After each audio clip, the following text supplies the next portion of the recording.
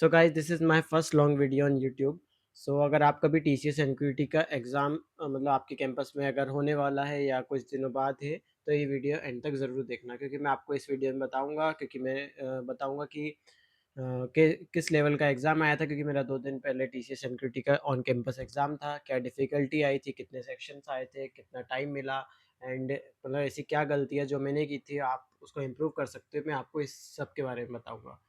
अब हम जो एग्ज़ाम आया था वो कुछ सेक्शंस में डिवाइड था लाइक 3 सेक्शंस थे 4 सेक्शंस थे। एक तो मतलब फाउंडेशन वाला सेक्शन था और एक एडवांस वाला सेक्शन था। फाउंडेशन वाले में एक सेक्शन था न्यूमेरिकल एबिलिटी का, दूसरा सेक्शन था रीज़निंग का, थर्ड था वर्बल का।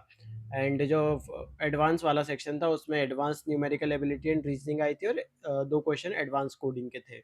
अब अगर हम सेक्शन 1 की बात करें जो कि था न्यूमेरिकल एबिलिटी जो फाउंडेशन वाला था, तो गाइस ये सेक्शन वाक़ई में टफ सेक्शन था। मतलब मैंने भी एप्टीट्यूड की प्रिपरेशन की थी, न्यूमेरिकल एबिलिटी की अच्छे से प्रिपेयर करके गया था मैंने। प्रेप इंस्टा पे क्वेश्चंस भी सॉल्व किए थे। बट फिर भी मैंने जब वहाँ पे क्वेश्चंस को मतलब टाइमिंग के हिसाब से सॉल्व करने की कोशिश करी तो मुझे सिर्फ हार्डली 5 या 6 क्वेश्चन आते थे, बाकी मुझे टिक करने पड़े।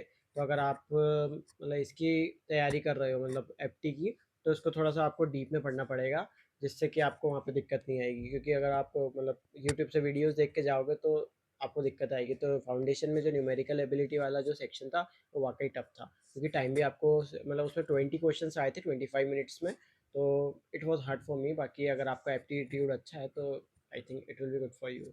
ठीक है। देन उसमें सेकंड सेक्शन था काय का आया था रीज़निंग का। रीज़निंग गाइज़ टाइमिंग रीज़निंग में कम ही था बट रीज़निंग ईज़ी थी और क्वेश्चंस भी लेंदी थे। मतलब आपको पढ़ने में टाइम लग सकता है लेकिन सॉल्व करने में टाइम नहीं लगता क्योंकि क्वेश्चन सीधे-सीधे ही आए थे, बाकी ज़्यादा नहीं थे। कुछ तो शेप्स वाले आए थे और सीटिंग अरेंजमेंट के ज़्यादा क्वेश्चंस थे। हाँ, सीटिंग अरेंजमेंट्स के 2 या 3 क्वेश्चन थे उसमें।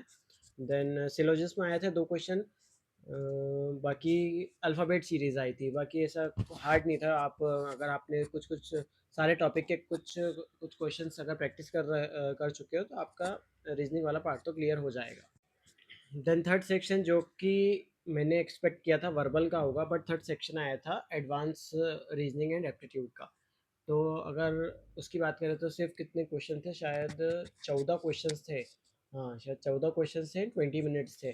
तो एडवांस जो रीजनिंग एंड एप्टीट्यूड का सेक्शन था वो इजी था एज़ कम्पेयर टू जो फाउंडेशन वाले में न्यूमेरिकल एबिलिटी के क्वेश्चंस आए थे, वो वाक़ई में टफ थे और ये वाला ईज़ी था। इसमें ज़्यादा टफनेस नहीं थी और इसकी रीजनिंग भी ईज़ी थी।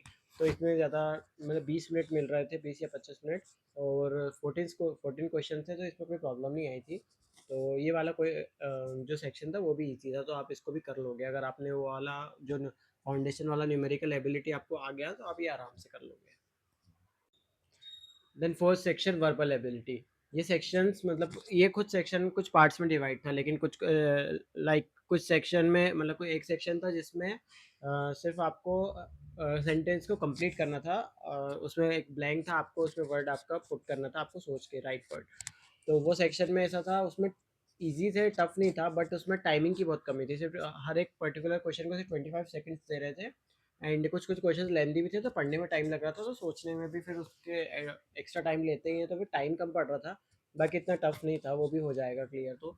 देन उसमें एक था पैराग्राफ वाला, जो आपको 30 सेकंड में आपको पैराग्राफ शो करेंगे और आपको फटाक से उसको पढ़ के समझना है। देन वो 30 सेकंड बाद वो पैराग्राफ वहाँ से वैनिश हो जाएगा, फिर आपको आपके मन से इन योर ओन वर्ड्स लिखना था। तो ये सेक्शन भी ईज़ी था, बट इसमें कुछ-कुछ जैसे इसमें 4 पैराग्राफ आए थे। मैंने सोचा था कि 1 या 2 आएँगे, बट वो उसमें 4 आए थे।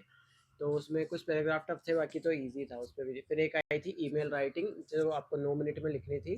तो वो भी इतना कोई टफ नहीं थी। अगर आप 1-2 भी ईमेल घर से प्रैक्टिस करके जाओगे तो आपका वो क्लियर हो जाएगा।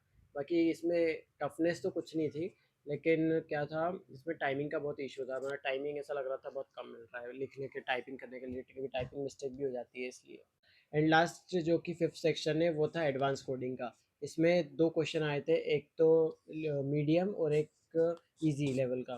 तो ईज़ी लेवल तो गाइस इट वाज़ अनएक्सपेक्टेड। मुझे ऐसा लगा था कि लाइक ईज़ी में तो टीसीएस प्राइम नंबर्स या फिर फिबोनाची सीरीज़ या फैक्टोरियल या इवन ऑड इस टाइप के क्वेश्चंस पूछेगी, बट अनएक्सपेक्टेडली उन्होंने प्रायोरिटी क्यू का क्वेश्चन दे दिया था, वो जो कि मुझे नहीं आता था, तो फिर मैंने उसको छोड़ दिया। मुझसे मतलब स्क्रैच से बनाना एक तो वो मुझे आता नहीं था, तो फिर वो मुझसे तो नहीं बना। लेकिन उसके बाद इजी में भी उन्होंने टफ ही दिया था मुझे, तो ऐसा लगा। उसके बाद जो सेकंड क्वेश्चन था वो मीडियम लेवल का था, उसमें सिलेक्शन सॉर्ट पूछा था। तो सिलेक्शन सॉर्ट तो मैंने बना दिया था, बट हमारे जो रूम में बहुत सारे बच्चों के में कंपाइलर इशू था, जो कि है ना, लाइक मेरे को तो पता नहीं था। सब लोग बोल रहे थे कि आपको एरे बनाना था वेक्टर की जगह, बट मैं वेक्टर बना रहा था उसमें, तो उसमें वो एक इशू आ रहा था जो कि मैं समझ नहीं पाया था। तो वो भी मेरा सबमिट तो नहीं हो पाया, तो मेरे दोनों क्वेश्चन ऐसे ही चले गए। तो अगर आपको जैसे आप सब देख के जाना कि टी सी एस के जो कंपाइलर में कौन से लाइक वेक्टर बनता है कि नहीं, उसमें स्वैपिंग वाला फंक्शन यूज़ होता है कि नहीं, ये सब आपको देख के जाना पड़ेगा, क्योंकि ये मैंने गलती कर दी थी। तो अगर आपको लाइक अब क्या इम्प्रूव कर सकते हो, मैं उस सेक्शन की बात करता हूँ। तो आप न्यूमेरिकल एबिलिटी की थोड़े टफ क्वेश्चन की प्रैक्टिस करो, क्योंकि टफ था ये तो सेक्शन। जो फाउंडेशन वाला न्यूमेरिकल एबिलिटी का था वो सेक्शन टफ था। एंड आप जितने मॉक दे सकते हो आप उतने मॉक दो, क्योंकि आपको टाइमिंग का इशू आएगा। आपने अगर प्रैक्टिस नहीं की है पहले से, तो आपको टाइमिंग का इशू तो आएगा।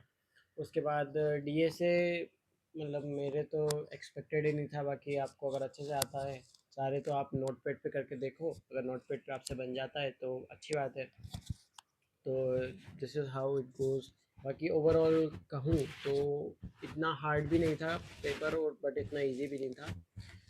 अगर आपने अच्छे से 2 या 3 महीने अच्छे से प्रैक्टिस की है तो आप आराम से उसको बना सकते हो।